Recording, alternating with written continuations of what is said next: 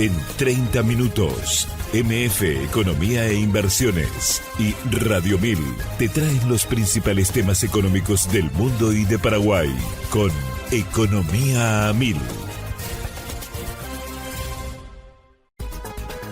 Este podcast es presentado por la Bolsa de Valores de Asunción, promoviendo los valores del mercado. Muy buenos días, bienvenidos a una emisión más aquí de Economía 1000. Muchas gracias por la compañía de todos los días. Quien les habla, Prince Otto. Ya estoy junto con la compañera Ada Caballero. ¿Cómo estamos, Ada? ¿Qué tal? Bienvenida. Buen día, Prince. Buen día a la audiencia. ¿Todo bien y vos? Todo en orden, ya terminando la semana. Muy pocos días para finalizar el 11º mes del año 2025 y ya tramo final en diciembre con muchísima información, análisis y por supuesto todo lo que podamos recabar aquí en este espacio, que es un programa, recordemos, en coproducción con la consultora MF Economía e Inversiones y por supuesto Radio 1000.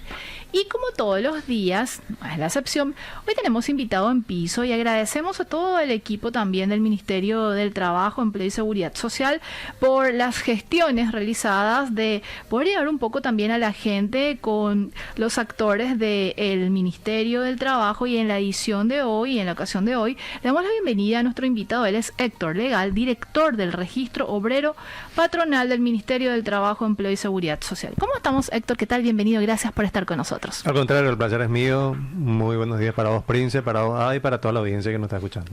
Tema clave, Héctor, el que vamos a abordar contigo, imprimiendo cierta velocidad porque tenemos que liberarte en el horario comprometido. Y vamos a hablar sobre las empresas, los trabajadores y también tocar un poco esta arista del 13º salario, conocido como aguinaldo, y todo lo que están llevando adelante también desde el Ministerio del Trabajo. Pero antes de arrancar con el punto central, me gustaría que pudieras de alguna manera aterrizar lo que es la dependencia del Registro Obrero Patronal del Ministerio, Héctor. ¿Qué es el registro? ¿Cuál es la función que tiene dentro de la estructura organizativa del Ministerio del Trabajo? Sí, para entender en términos sencillos, el registro obrero patronal es la base de datos de las empresas, los empleadores y de los trabajadores del Ministerio de Trabajo. Entonces, una empresa al momento de constituir se escribe en el Ministerio, primeramente, evidentemente, en el Seguro Social, en el IPS en este caso, que es el mayor proveedor o el mayor administrador del Seguro Social, y también todos los asegurados, todos los trabajadores en relación de dependencia. A partir de allí, el Ministerio de Trabajo, con los datos, va verificando el cumplimiento de las obligaciones laborales que establece el Código de Trabajo. Es decir, por un lado el cumplimiento del Seguro Social, porque previamente están inscritos en IPS, que a partir de allí las comunicaciones de aguinaldo, las comunicaciones de las vacaciones, los permisos legales, o sea, el matrimonio, el luto, el duelo, los permisos que tienen los trabajadores para exámenes médicos, etcétera, y también los accidentes de trabajo que eventualmente puedan ocurrir. A partir de ahí el Ministerio va teniendo un monitoreo de las empresas, del comportamiento también que van teniendo con relación a sus trabajadores y conocer el grado de cumplimiento de las obligaciones laborales. O sea, si se pagó el salario mínimo, porque esas son comunicaciones que se van realizando dentro del registro obrero patronal. Hay un cruzamiento de datos, Héctor, con el IPS en ese sentido, porque decías, obviamente tiene que haber un previo registro en el IPS y luego ya también como parte de ese cumplimiento en materia legal, porque hay varias aristas cuando estamos hablando también del empleo formal en ese sentido, Héctor. Sí, así mismo, el empleo formal es aquel donde el trabajador en relación de dependencia está inscrito en un seguro social. En este caso el IPS, ¿verdad? Como en el IPS son sujetos todos los trabajadores asalariados en virtud de un contrato de trabajo, entonces entendemos que todo trabajador en relación de dependencia está en el IPS. La inscripción se hace en el IPS y antiguamente se hacía también en el Ministerio de Trabajo. Nos hemos dado cuenta de que ahí había una duplicidad de trámites. ¿Cierto? Y esa duplicidad de trámites representaba costo, ¿verdad? Costo económico, pero también el costo del tiempo, que es el costo que no podemos evaluar y es lo que más vale quizás, ¿verdad? El costo de hacer esos trámites. Entonces se unieron las bases de datos, se simplificó ese proceso, hubo una migración importante de registros y hoy se simplificó el proceso de inscripción patronal, donde una empresa se inscribe en IPS automáticamente está inscrita en el Ministerio de Trabajo. Interesante. ¿Esto se hace vía digital todo online, como digo, o sea, el patrón dice, yo soy empleador, contrato a una persona, cumplo en IPS, porque realmente el Seguro Social cubre desde el inicio de la relación laboral, por eso es importante la inscripción en el IPS, y automáticamente está escrito en el Ministerio de Trabajo. O sea, comunica la entrada y la salida de esos trabajadores, y esos procesos también automáticamente impactan en el Ministerio de Trabajo. Por lo menos el empleador le dice a la autoridad del Seguro Social, el IPS, Sí. y también a la autoridad administrativa del trabajo, el Ministerio, que tengo un trabajador y estoy cumpliendo con hacer las comunicaciones correspondientes. Este proceso de información o de comunicaciones, como mencionaba Héctor, cada cuánto se hace, de manera mensual, hay como un plazo para el empleador para justamente ir haciendo este registro, este monitoreo de sus empleados. El Ministerio del Trabajo establece el cierre cada 5 de cada mes, obviamente de forma rezagada cada 10. En caso de incumplimiento, ¿hay también sanciones o cómo se maneja desde el Ministerio del Trabajo, Sí, Héctor? importante mencionar de que realmente hay obligaciones administrativas que tiene el empleador, ¿verdad? Sí. Y hay obligaciones laborales que son el hecho fáctico de la obligación laboral en sí. Si discriminamos primero la parte administrativa, Claro, ¿cuáles serían? la parte administrativa, te doy un ejemplo, porque Sí. hay varias obligaciones. Te doy un ejemplo, el caso de las comunicaciones de salario, ¿verdad? O el caso de las comunicaciones de los permisos otorgados, o el caso de las comunicaciones de las vacaciones. Sí. El hecho de no comunicar eso al Ministerio de Trabajo en el plazo establecido, por decirte, en el caso de una comunicación de vacaciones que es de 30 días, el Ministerio aplica una sanción, ¿verdad? Por no haber comunicado el otorgamiento de esas vacaciones al trabajador. ¿Hay diferentes sanciones o se aplica en general? Claro, hay las sanciones de un jornal porque es una falta administrativa, ¿verdad? Dependiendo Clarísimo. del tiempo puede irse hasta 3 jornales. Pero si el empleador no otorgó luego las vacaciones al trabajador, bueno, ahí ya no estamos ante una falta administrativa, sino estamos ante una falta laboral. Entonces, Clarísimo. ahí la sanción evidentemente es superior ya dependiendo de otros agravantes, otras atenuantes, ¿verdad? Pero parte ya de un mínimo de 10 jornales. La obligación en sí del patrón es doble: darle vacaciones al trabajador conforme establece el Código de Trabajo y comunicar al Ministerio de Trabajo si he cumplido con este deber, con esta obligación mía, y lo comunica al Ministerio de Trabajo en tiempo y forma. Ahora, si lo hace fuera del tiempo, ahí se aplica una sanción del punto de vista administrativo. ¿Todas estas sanciones también son comunicaciones que se hacen a través de manera electrónica o cómo es el proceso? Sí, todo electrónico. La verdad que Ha avanzado muchísimo, ¿verdad? Innovación, tecnología dentro de todos estos trámites también, imagino, sí, Héctor. todo es electrónico y también en carácter de declaración jurada para que sea algo rápido y Claro. básicamente dándole al patrón esa credibilidad en sus acciones, ¿verdad? El patrón, una vez que comunica la entrada de un trabajador en el IPS, automáticamente está registrado en el Ministerio de Trabajo, y si va bien la relación laboral, el siguiente trámite que tiene que hacer es comunicar el salario que le pagamos a ese trabajador, ¿verdad? El salario se comunica dentro de esta plataforma electrónica con la posibilidad de que el patrón, al comunicar los días trabajados, las jornadas de trabajo, automáticamente pueda generar el recibo de salario electrónico. Eso es nuevo, que esto es ¿verdad? nuevo, sí, es algo ¿Podemos nuevo. ahondar un poco en el tema también, Héctor? Sí, el recibo de salario es un documento que todo trabajador debe tener como Aval. resultado de que cobró su salario, ¿verdad? También un aval para el empleador como prueba de que realizó el pago del Claro. salario correspondiente. Es una obligación que tenga eso, su incumplimiento también evidentemente en instancia de una verificación es pasible de sanción. Ese documento realmente, para que sea válido, para que tener la validez plena, el Código de Trabajo establece una serie de requisitos. Esos requisitos hoy están insertos en la base de datos, y con la comunicación previa que hace el patrón de los días trabajados, la identificación del trabajador, los emolumentos que recibe, porque puede recibir salario, horas extras, comisiones, etcétera, ese documento se genera automáticamente de manera electrónica con distintos sistemas de validación para garantizar la transparencia, la integridad de la información y los datos que se dispone ahí. Se emite ese certificado, o sea, ese recibo, y acredita que el patrón cumplió y acredita que el trabajador Claro. recibió. Y de él, el empleado, bueno, tiene la certeza de todos los monumentos, de todos los descuentos legales que eventualmente se hicieron, y también a partir de ahí puede gestionar un crédito en una entidad financiera, en una entidad bancaria, en una casa de venta electrodoméstico, etcétera, con la seguridad de que el que toma ese recibo puede verificar la exactitud de esos datos mediante el mecanismo QR, el mecanismo de identificación, y garantizar que la información que está en ese recibo es totalmente legal, se ajusta a la verdad y está asentada en los registros administrativos del Ministerio de Trabajo. ¿Esto se piensa ampliar también para el acceso al empleado o no, Héctor? Sí, está dentro del proyecto también Sí. que el propio trabajador más adelante pueda también acceder a esa información, ¿verdad? Como estamos en varios procesos Sí, me de imagino. innovación tecnológica, vamos paso por paso, ¿verdad? El paso más importante lo hicimos el año pasado cuando hicimos esta migración automática con el IPS y logramos en cierto modo aumentar el nivel de inscripción en el Ministerio de Trabajo. O sea, si no lo hubiéramos hecho eso, probablemente muchas empresas estarían en un nivel laboral o en un nivel de informalidad y pasibles a lo mejor de eventuales multas. Porque eso es lo que siempre ocurría, Claro. Héctor, y de hecho yo imagino que sigue ocurriendo, aunque en menor medida. Sí, ocurre en menor medida, pero en realidad la intención es la formalización, ¿verdad? Y si los registros están en IPS, bueno, es tomar Totalmente. esos registros y dar la facilidad a la empresa, decirle, bueno, ya estás inscrita también en el Ministerio de Trabajo. Y a partir de ahí cumplir con otras obligaciones. Vinculaciones con la DENIT, Dirección Nacional de Ingresos Tributarios, se está trabajando también para tratar de machear un poco esa información. Se está tratando, hay varios proyectos que estamos viendo con ellos, principalmente para las empresas que tienen ya la posibilidad de habilitar sucursales, aperturar una sucursal donde existe la obligación, como nosotros nos interesa saber dónde está el trabajador, Claro. saber todos los puestos de trabajo. Hoy tenemos información del IPS, sabemos quién es el patrón, ¿verdad?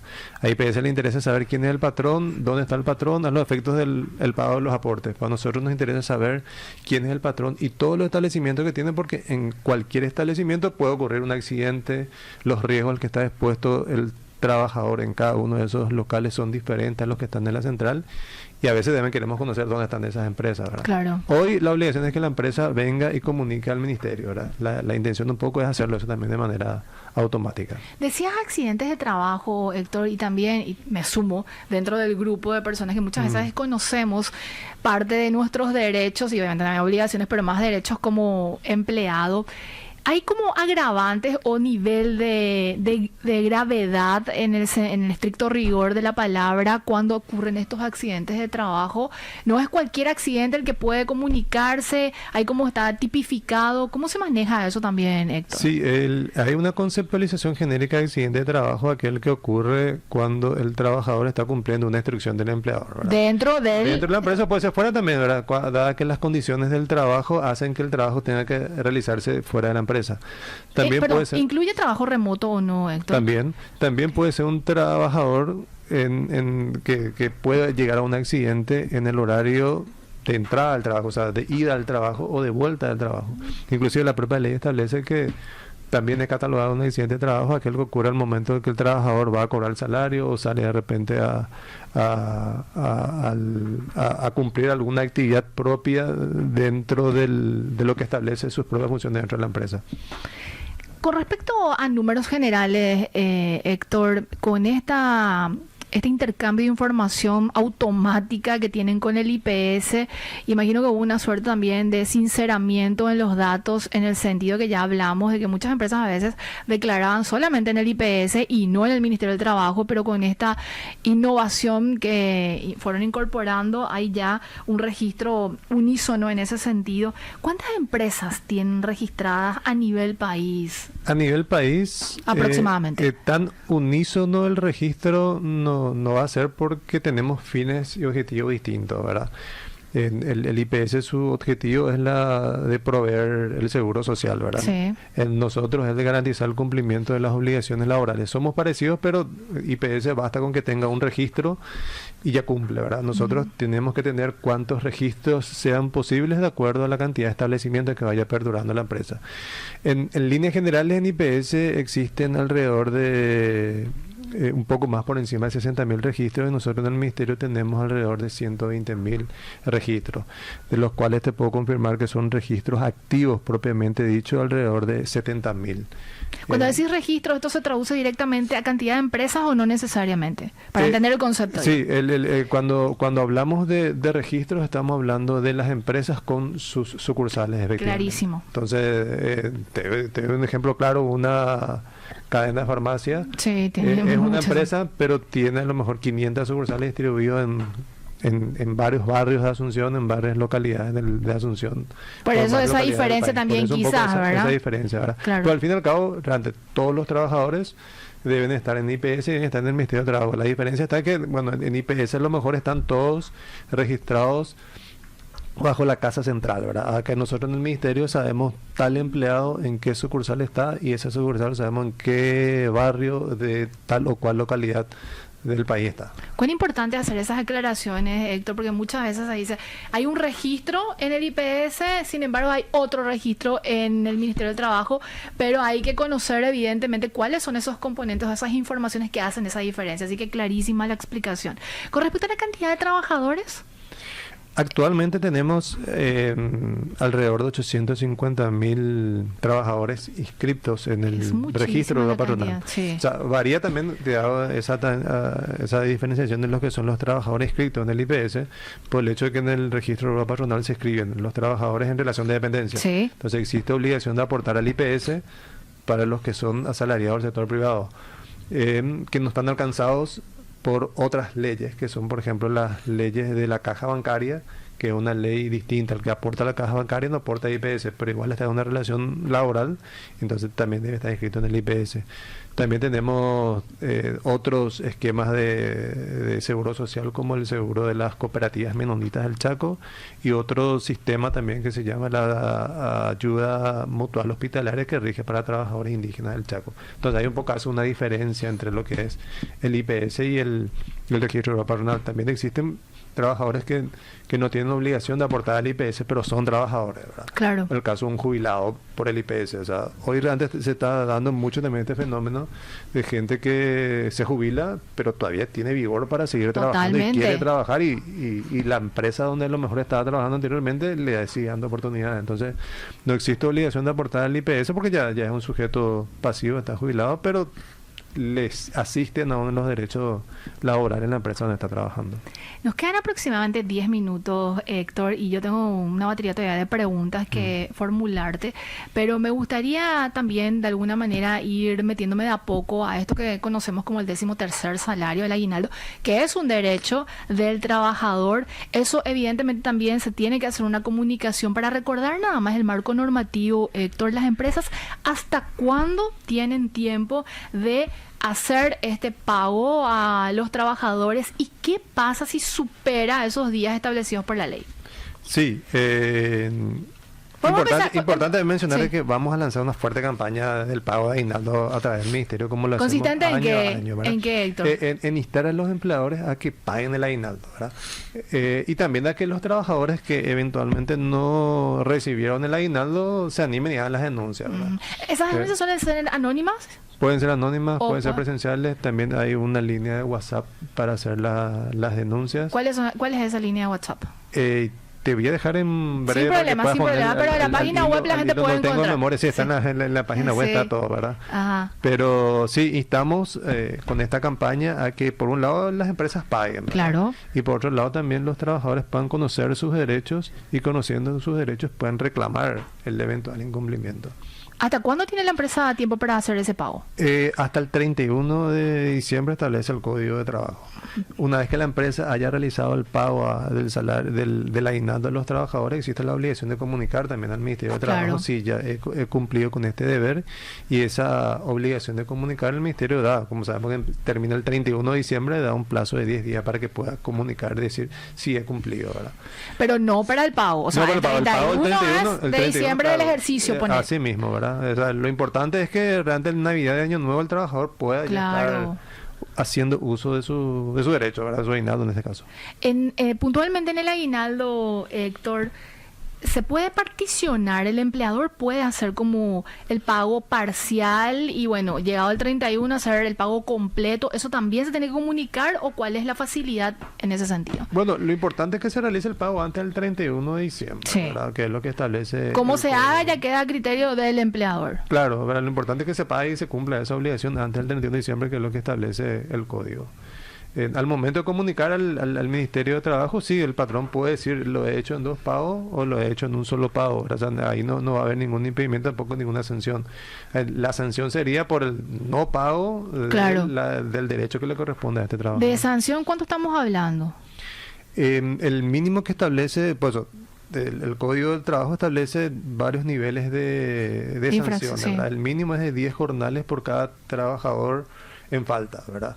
A ello le agregamos otra atenuante que en ese proceso de fiscalización evidentemente se puedan ir ocurriendo, ¿verdad? Hablamos de reincidencia o hablamos de otras cuestiones más que puedan ocurrir, pero la base mínima es de 10 jornales. Cuando mencionas que el empleado puede hacer la denuncia tanto anónima como nominada, por decirlo de alguna manera, ¿cuál es la garantía que recibe un trabajador por parte del Ministerio del Trabajo? Porque obviamente estoy eventualmente poniendo un caso. Una persona X trabaja en una empresa, todos los meses le descuentan para el pago del seguro social y llega el momento de cobrar el aguinaldo y no ocurre eso, pero tiene miedo de hacer una denuncia por represalias en ese sentido. Por eso te consultaba, ¿suele ser anónima o puede ser? Puede ser anónima, Ajá. porque, o sea, tenemos el compromiso de todos los funcionarios públicos de tomar con absoluta confidencialidad toda información que se nos dan. También la denuncia puede hacerse en forma online y la información que está en forma online está totalmente encriptada cuando el denunciante marca el motivo de denuncia anónima. En sí, también la garantía y la confianza de que realmente vamos a velar por los derechos. Totalmente. ¿Verdad? Y volviendo un poco al ejemplo que hiciste, comentaste que bueno, le pagó mes a mes el Seguro Social, pero no le paga el aguinaldo.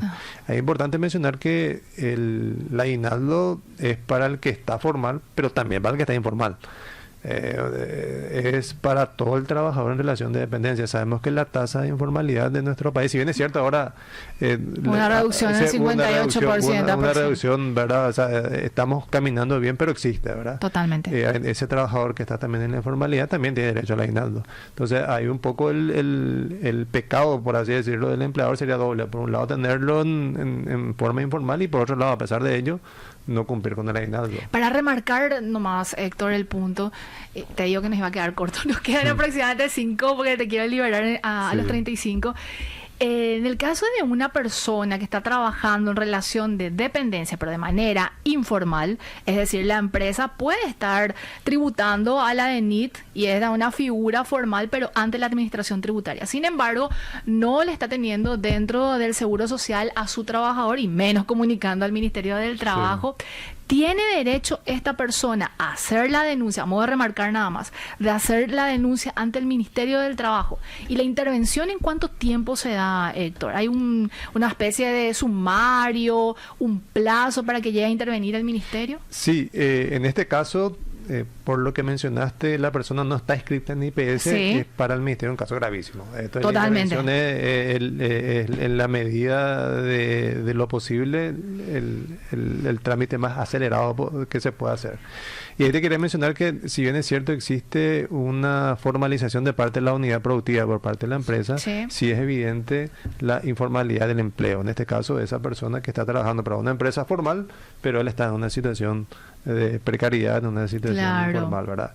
Y como digo, el pecado va a ser doble. O sea, por un lado, el hecho de no tener IPS, que es gravísimo, ¿verdad? Y aparte el hecho de no haber cumplido con el aguinaldo, y que probablemente ya las propias estadísticas, ya las propias experiencias nos dice que el que está en la informalidad también es vulnerado en otros derechos, ¿verdad? Probablemente a lo mejor no gane el salario mínimo, probablemente tenga una jornada laboral por encima de las 8 horas establecidas para una jornada diurna, probablemente a lo mejor tampoco tenga el beneficio de la bonificación familiar y ni hablar de los permisos legales. No, totalmente. ¿Verdad? Entonces hay otras agravantes, otras atenuantes que van a saltar una vez que se lleve a cabo la denuncia. Decías, Héctor, y con esta pregunta ya vamos cerrando la entrevista, agradecerte muchísimo tu tiempo y tu conocimiento también y bueno, la predisposición de venir a compartir aquí en este espacio. Decías una campaña de concientización, por decirlo de alguna manera, o de llamado para el 13º aguinaldo. En ese sentido, ¿cuáles, o si tenés estadísticas, y si no las tenés, no hay problemas tampoco en ese sentido, del nivel de infracción de las empresas en el sentido de incumplimiento y demás, y qué se está haciendo en ese sentido? ¿Facilidades de pago, algún cronograma, algún calendario también que están manejando desde el Ministerio del Trabajo? Sí, evidentemente, hay, como te comenté, hay las sanciones que se puedan aplicar desde el punto de vista administrativo y desde el punto de vista laboral. Desde el punto de vista administrativo hay una posibilidad de hacer pagos hasta 12 cuotas sin intereses, y desde el punto de vista laboral sí ya depende un poco del monto, porque los montos pocos son elevados. Totalmente. Y ahí se hace un poco un análisis con la contraparte de las cuotas que puedan pagarse. Pero sí, a nivel estadístico nos hemos dado cuenta de que el 2024 al 2023 de que hubo una reducción en la cantidad de personas que denunciaron el no cobro del aguinaldo.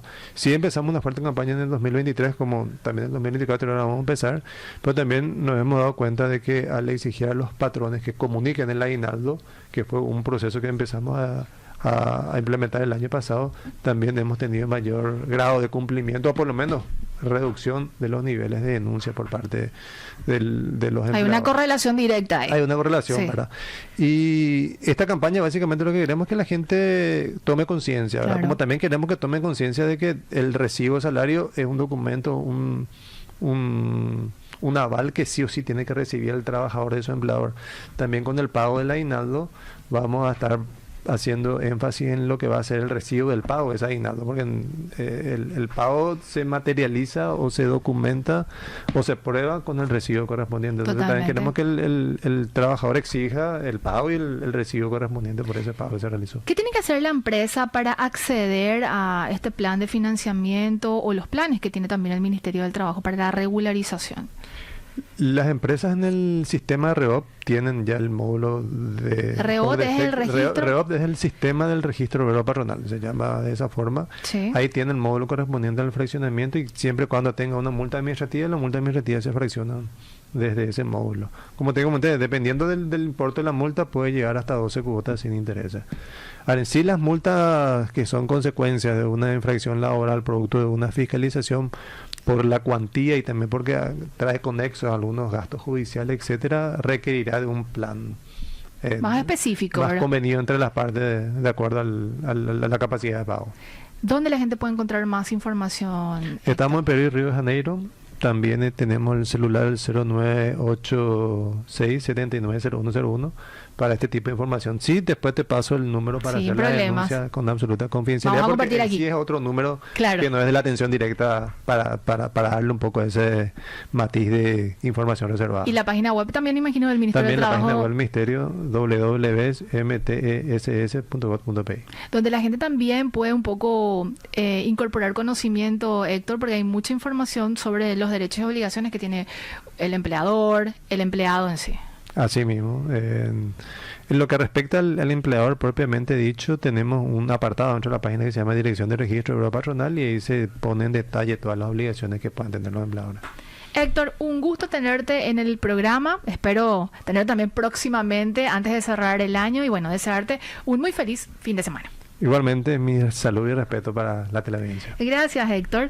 Estoy acompañada de Héctor Legal, director del Registro Obrero Patronal del Ministerio del Trabajo, Empleo y Seguridad Social, hablándonos sobre empresas, trabajadores, aguinaldo y bueno, todas las acciones también que están llevando desde el Ministerio del Trabajo en pos de la formalización. Ada, tenemos que hacer nuestra primera pausa y a la vuelta vamos a compartir información económica de lo que está pasando a nivel internacional, regional y por supuesto en Paraguay. Seguís escuchando Economía 1000. Ada, es momento de compartir la frase o la cifra del día que tenemos hoy, recordando que justamente esto es extraído de las entrevistas que tenemos todos los días aquí en Economía 1000. ¿Qué tenemos? ¿Frase o cifra? Frase. Frase, adelante. Tener un monopolio, un oligopolio u otras estructuras similares no es una infracción a la ley de competencia porque son simplemente condiciones de mercado. Lo ilegal aparece cuando esa posición se utiliza de manera indebida. Solo el mal uso de esa estructura constituye una violación a la ley, comentó Ricardo Gavilán, director de investigación de la Comisión Nacional de la Competencia CONACOM. Si te interesa descubrir más detalles, puedes escuchar el podcast completo en Spotify y buscarlo en el perfil de Economía 1000 y mantenerte al tanto de todo.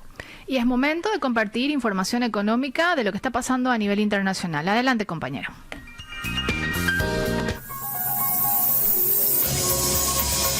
MF Economía e Inversiones presenta las principales noticias económicas de Paraguay y el mundo.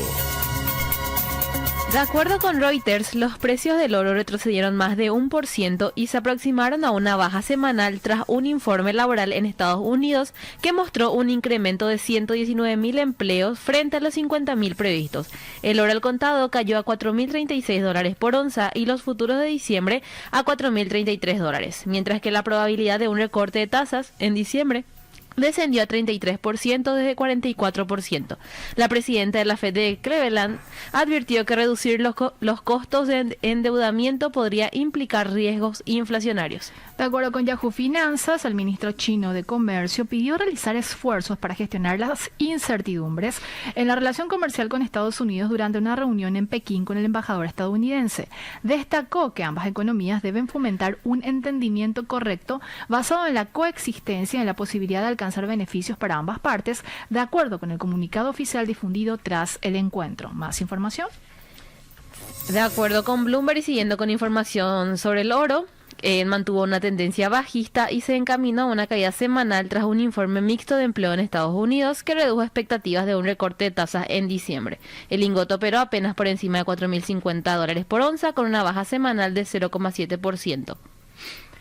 Y ya, información económica de lo que está pasando a nivel regional. De acuerdo con Bloomberg en línea, el Banco Central argentino aplicó 3 cambios en las normas de encajes para liberar pesos y favorecer el rollover de deuda. Eliminó desde el 1 de diciembre la exigencia adicional de 3,5% para depósitos a la vista, redujo el piso de efectivo mínimo diario de 95 a 75% y extendió hasta el 31 de marzo una norma que vencía el 28 de noviembre, manteniendo la exigencia adicional de 5 puntos, pero ampliando los bonos elegibles con vencimientos de al menos 60 días. Y de Argentina nos vamos hasta Brasil. ¿Qué está pasando en ese país? De acuerdo con Portal Globo, Estados Unidos eliminó el arancel del 40% aplicado a más de 200 productos brasileños, incluidos carne vacuna, café, cacao, plátano, tomate, coco y especias. La medida rige para bienes ingresados después del 13 de noviembre, fecha que coincidió con la reunión entre Mauro Vieira y Marco Rubio y llega una semana después de la reducción de aranceles del 50% al 40%.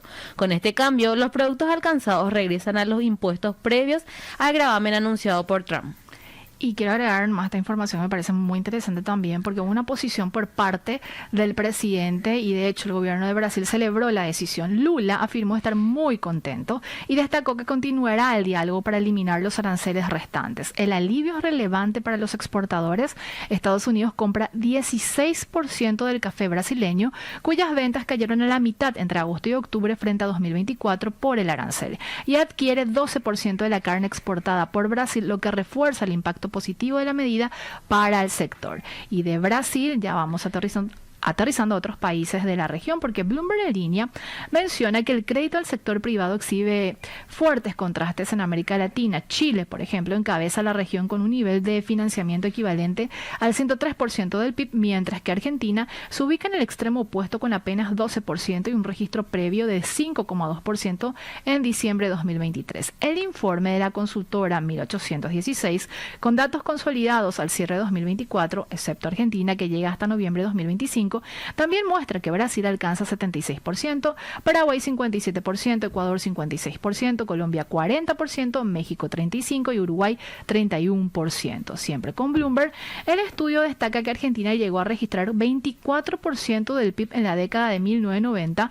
por lo que requeriría duplicar el nivel actual para regresar a aquel punto. El panorama refleja una región heterogénea en la que el acceso al crédito condiciona la competitividad y la inversión, y donde el caso argentino evidencia un rezago profundo frente a sus vecinos y un desafío considerable para recomponer el financiamiento al sector privado. Con esta información vamos a nuestra última pausa, porque después es momento de compartir noticia económica de lo que está pasando a nivel nacional. Adelante, compañero. Seguís escuchando Economía 1000, muchas gracias por la compañía.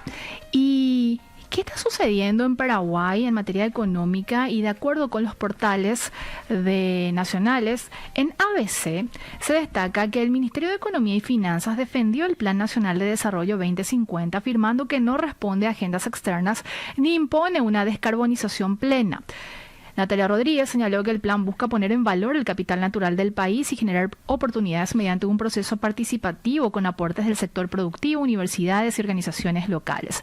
El documento nació como un lienzo en blanco, reúne 66 objetivos en 16 ejes estratégicos y pretende coordinar esfuerzos sin imponer condiciones externas. Siempre con ABC, Liz Coronel indicó que el plan reconoce la realidad ambiental del país y busca fortalecer la resiliencia climática sin exigir compromisos imposibles, destacando la mínima participación de Paraguay en las emisiones globales y las prácticas sostenibles ya adoptadas por el agro. Mencionó además la preocupación ciudadana por la falta de seguros agroecológicos para pequeños productores. Ambas funcionarias, obviamente del MEF, remarcaron que organismos multilaterales no escribieron el documento y que el PND 2050 fija un horizonte compartido para orientar sectores como la agricultura y la ganadería. Más información.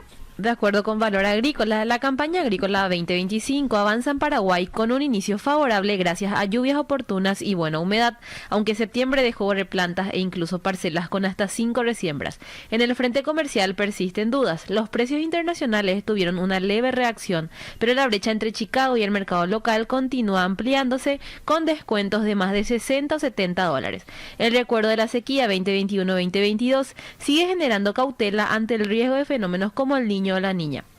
En materia productiva, el manejo apunta a rendimientos de 3.500 kilogramos o más mediante prácticas eficientes, pero los últimos años mostraron que los avances técnicos chocan con golpes climáticos. Esta campaña enfrenta además un frío atípico de 13 grados que retrasa el desarrollo de la soja y aumenta la presión de enfermedades como la roya. Aunque el arranque es sólido, el resultado dependerá de un clima favorable en diciembre y enero y de una mejora en los precios que permita al productor recuperarse tras márgenes estrechos. Y más información, el Ministerio de Comercio, Industria y Comercio, da cuenta que Paraguay se prepara para la final de la Copa Sudamericana entre Lanús y Atlético Mineiro, un evento que impulsa el consumo y dinamiza los servicios en la capital. Se comercializaron más de 29.000 entradas, de las cuales unas 19.000 fueron adquiridas por aficionados extranjeros. El arribo de 40 buses desde Brasil y 60 desde Argentina movilizará a más de 3.600 simpatizantes, quienes serán distribuidos en zonas de concentración en la costanera norte y sur. Las autoridades destacan que la alta demanda posiciona nuevamente al país como sede confiable de eventos deportivos internacionales.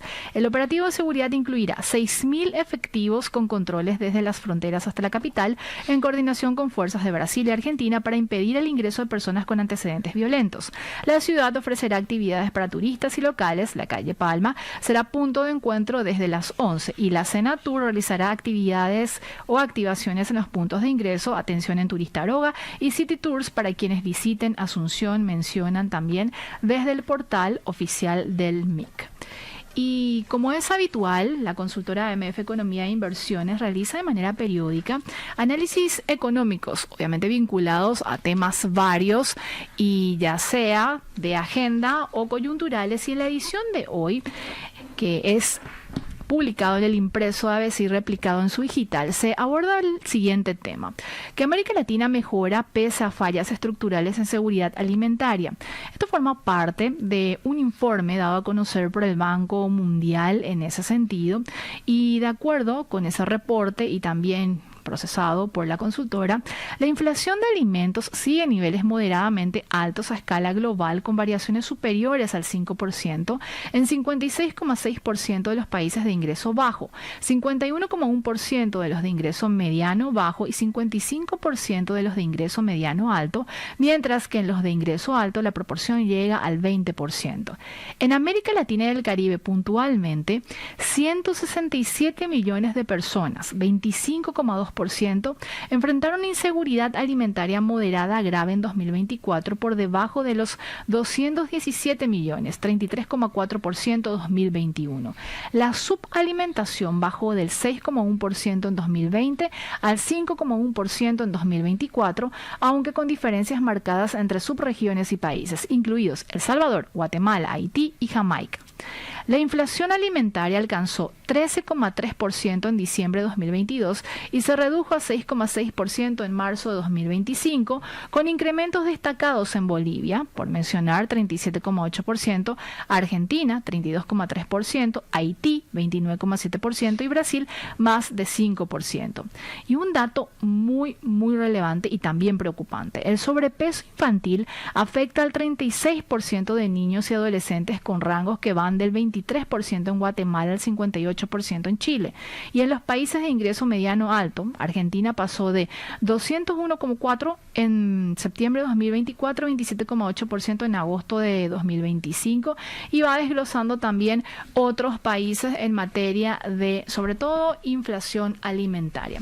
¿Dónde la gente puede encontrar más información de estos artículos, Ada? Y bueno, ir profundizando también sobre otros temas que abordamos desde la consultora. Pueden buscar en nuestras redes sociales, Instagram, LinkedIn, Facebook, X, también buscando nuestro canal de WhatsApp, MF Economía e Inversiones, y también en nuestra página web www.mf.com.py.